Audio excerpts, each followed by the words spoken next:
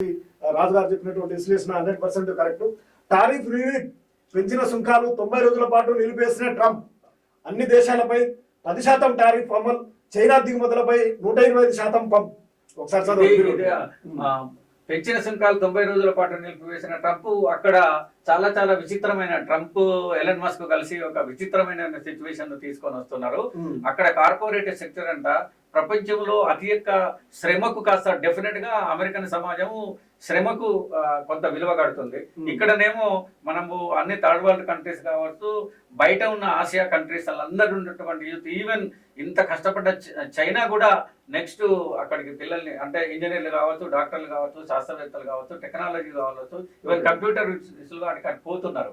Cheap labour గా ఇవాళ America development కావడానికి అమెరికన్ల కంటే ఎక్కువ నాన్ అమెరికన్స్ వాళ్ళ యొక్క బుద్ధి కుశలతను ఉపయోగించుకొని వాళ్ళ యొక్క సంపదను పెంచుతున్నారు.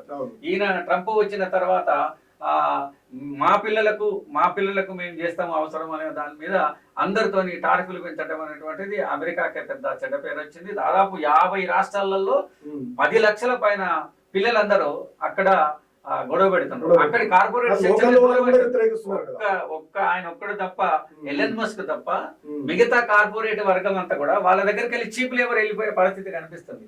అక్కడ అమెరికాలో చీప్ లేబర్ ఏంటంటే నాన్ అమెరికన్స్, దట్టు అన్ని ఆసియన్ కంట్రీస్లలో ఉన్నారు.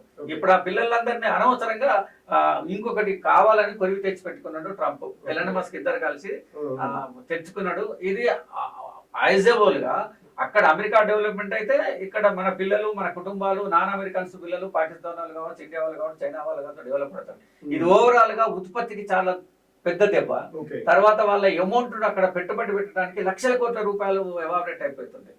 ఎందుకంటే అక్కడ పెట్టుబడి పెట్టడానికి అవుతుంది అంటే పెట్టుబడి ద్వారా వల్ల మానవ సమాజం కొంత రిటర్న్ గా కొంత వాళ్ళకు వడ్డీ రేట్లు వస్తాయి కదా, అదంతా పోతుంది. కాబట్టి ఓవరాల్ గా అమెరికన్ దెబ్బతినటము, రష్యా దెబ్బతినటం అంటే ఓవరాల్ గా మానవ చరిత్రలో ప్రొడక్షన్ దెబ్బకొట్టడం అనేటువంటిది అది డెఫినెట్ గా ఓవరాల్ ఒక అమెరికాకే కాదు, అందరికీ నష్టమే. అమెరికా నష్టమే, వాళ్ళ కుటుంబాలకు, పిల్లలకు.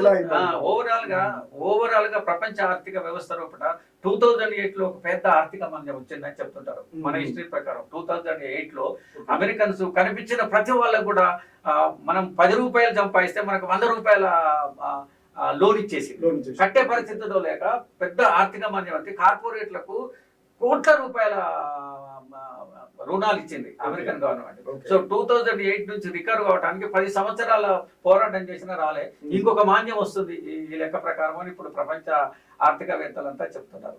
సో ట్రంప్ ఈ ప్రపంచానికి ఒక బ్యాడ్ చరిత్రని అందరికి ఓవరాల్ అందరికి ప్రపంచవ్యాప్తంగా ఇది ఎఫెక్ట్ పడి అందరి జీవితాల లోపల మంచి రోజులు అన్ని పత్రికలు కూడా అదే